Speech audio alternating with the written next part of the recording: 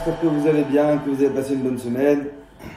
Parachat de cette semaine, la fameuse rencontre entre les deux frères, les deux opposés, Yaakov et Esav. Après 34 ans où Yaakov il n'a pas vu Esav, il ne faut pas oublier que la raison pourquoi est-ce que Yaakov n'a pas vu son frère pendant 34 ans et Yaakov s'est sauvé, parce que dans les parachutes précédentes, il ne faut pas oublier que Yaakov il a volé les brachot à Esav, et Esav il a envie de le tuer, il a une envie de meurtre. Donc Yaakov il s'est sauvé pendant 34 ans. 34 ans, Yaakov il n'a pas vu son frère. Et au bout de 34 ans, Yaakov il se dit c'est bon, ça fait longtemps que j'ai pas vu mon père, ça fait longtemps que j'ai pas vu ma mère. Je pense qu'il serait temps que je puisse rentrer à la maison. Je pense qu'il serait temps que ça y est, mon frère ça fait 34 ans qu'il a envie de me tuer. Bon, par si vraiment c'est un Marocain très dur, mais je pense qu'au bout de 34 ans, il a oublié. Et Yaakov il se prépare et la Torah va nous décrire les étapes de la préparation de la rencontre entre Yaakov et Esav. Et là arrive le point culminant de cette histoire, la fameuse rencontre. Et ça va être écrit dans la Torah, et Esav il va voir son frère au loin, il va courir, Vayarox likrato, il va courir à sa rencontre, Veichabkeu, et il va l'enlacer, Veishakeu, et il va l'embrasser, Veipol al Tzabarav, il va tomber sur son épaule, Veifku, et ils vont pleurer. Et sur place, le Midrash, Rashi nous ramène le Midrash, sur place, si vous remarquez dans la Torah, regardez cette semaine, c'est une des seuls endroits dans la Torah où il y a des points. Sur le mot « il a embrassé », il y a plein de points au-dessus des lettres. Et le Midrash, il dit pourquoi il y a ces points? Il n'y a pas de points normalement dans la Torah. La Torah, c'est fait pour... il n'y a pas de points. Là, pourquoi il y a des points? Et le Midrash, il nous dit, ne crois pas qu'Esav, il a embrassé Yaakov. Ne crois pas qu'Esav, il a embrassé Yaakov. Ne crois pas qu'Esav, il s'est calmé. Ne crois pas qu'Esav, au bout de 34 ans où il n'a pas vu son frère, au bout de 34 ans de rage et de haine, non, détrompe-toi. Esav, au moment où on voit Yaakov au loin, il y a sa rage qui s'est réveillée, il y a sa colère qui s'est réveillée, il y a tous ses souvenirs enfouis en lui qui se réveillent. Et Esav, il se dit, là maintenant, je ne vais pas tuer mon frère avec une lance. Je ne vais pas tuer mon frère avec une épée. Je ne vais pas tuer mon frère avec une flèche. Je vais courir vers lui, je vais lui mordre la jugulaire et je le tue comme ça et je lui fais une hémorragie et je le tue comme ça. Et le Midrash il dit, au moment où Esav il vient pour mordre, et c'est pour ça qu'au-dessus du mot il a embrassé, il y a des points, comme des signes de dents d'une morsure. Au moment où Esav il vient pour mordre Yaakov, Shem il a fait un miracle. Et le cou de Yaakov il s'est transformé en marbre. Et toutes les dents de Esav elles sont tombées. Et Yaakov il pleure, bon, parce que bien que ça se soit transformé en marbre, mais il a mal quand même, Hachem il n'a pas enlevé la souffrance. Donc Yaakov il pleure de mal, et Esav il pleure de mal parce qu'il a perdu ses dents. Et après ça, la Torah nous continue l'histoire. Et Esav il dit à Yaakov, et Yaakov il dit à Esav, par contre, regarde tout ce qu'Hachem m'a donné. Et Esav il va dire à son frère, eh ben viens on rentre ensemble, viens on fait la paix. Et Yaakov il va dire, écoute, je peux pas marcher avec toi, mais sache que mon frère, sache que je t'aime, sache que je t'adore. Et si Dieu veut, un jour on sera ensemble. À Mashiach. Et là, la Torah nous termine l'histoire de Yaakov et Esav. Ça va être la dernière fois écrite dans la Torah où Yaakov il a rencontré Esav. Et chacun va prendre son chemin. Chacun va prendre sa voie. Et je me suis posé une question magnifique. Comment Yaakov, ton frère, il vient d'essayer de te tuer. Encore une fois. Il vient essayer de te mordre.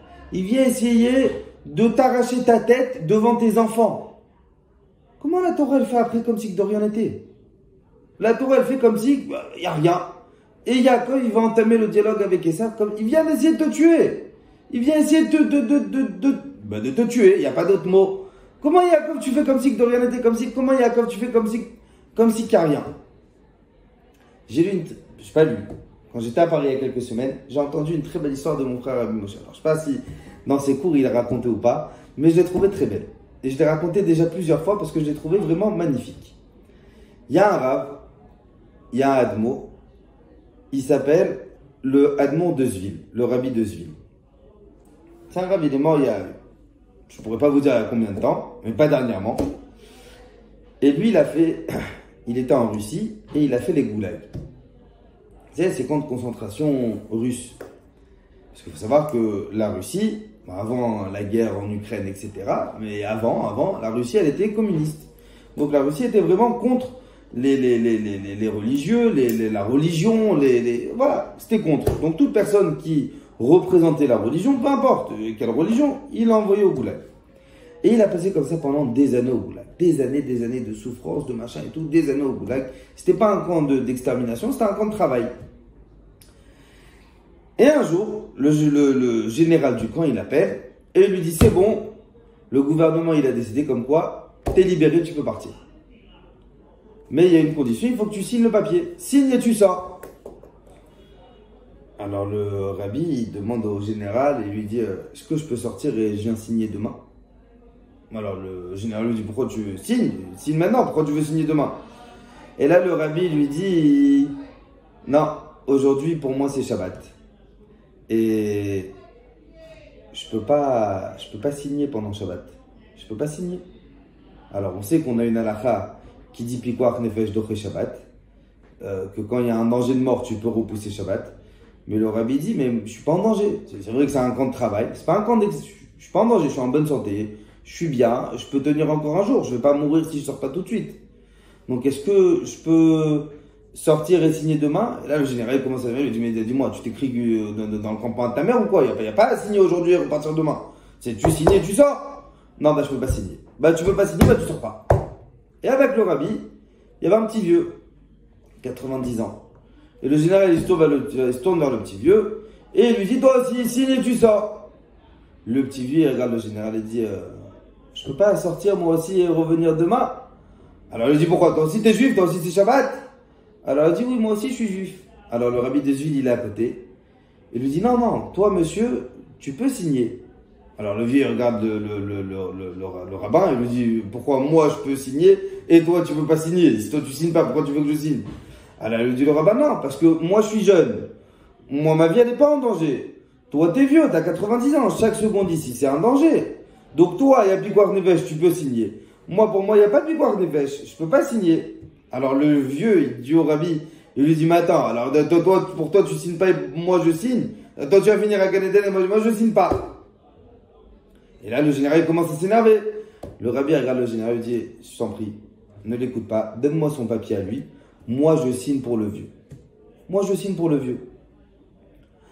Alors, le général, il le regarde et dit, je comprends pas. Tu signes pas pour toi, mais tu signes pour lui. Alors, il dit, le rabbi, oui. Moi, la Torah, elle m'a pas donné la permission de Pikuach Nefesh, donc moi, je peux pas signer pour lui. Lui, il a un Pikuach Nefesh, je peux signer pour lui, donc je signe pour lui. Le général commence à s'exciter et dit, écoutez, vous êtes vous deux des malades, les deux vous êtes des fous, donnez-moi les deux vos papiers, moi je signe pour vous deux, les deux vous sortez. Et là le rabbi dit, la Torah elle a été donnée à Israël pour vivre, la Torah elle a été donnée à Israël pour faire du bien aux autres. Donc lui il est en danger, je peux signer pour lui, moi je peux pas signer pour lui. Et Yaakov Avinu au moment où il voit son frère. Et bien je pense que c'est une des plus belle moralité qu'on peut entendre dans notre vie. Yaakov dans sa tête, peu importe ce que ton frère il t'a fait, ça reste ton frère.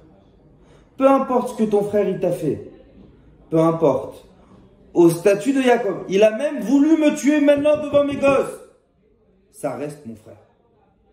Et si c'est mon frère, eh ben j'efface tout et je pardonne à mon frère. Même si maintenant à l'instant il a voulu me tuer, ça reste mon frère. Si Yaakov Avinu, il a été prêt à pardonner son frère Esav, parce qu'en fin de compte, ça reste son frère, alors combien nous, on doit pardonner à nos amis, on doit pardonner à nos femmes, on doit pardonner à nos parents, on doit pardonner à nos enfants, on doit pardonner à notre belle-mère, même si des fois c'est compliqué, on doit pardonner à tout le monde. Si Yaakov, il a trouvé en lui la force de pouvoir pardonner à Esav, qui est le rachat que depuis sa naissance, il veut le tuer, que maintenant à l'instant, il a essayé de le tuer devant ses gosses, alors combien est-ce que nous, on doit réussir à pardonner chacun d'entre nous? Qu'Akadosh Baruch Hu il fasse Bezrat Hashem qui nous donne la force de réussir à pardonner chaque personne qui nous a fait du mal. C'est très difficile, c'est un travail de toute une vie. Mais si Yaakov il a réussi à pardonner son frère, alors nous aussi on peut réussir à pardonner tout le monde. Je vous souhaite un excellent Shabbat Bezrat Hashem et à la semaine prochaine.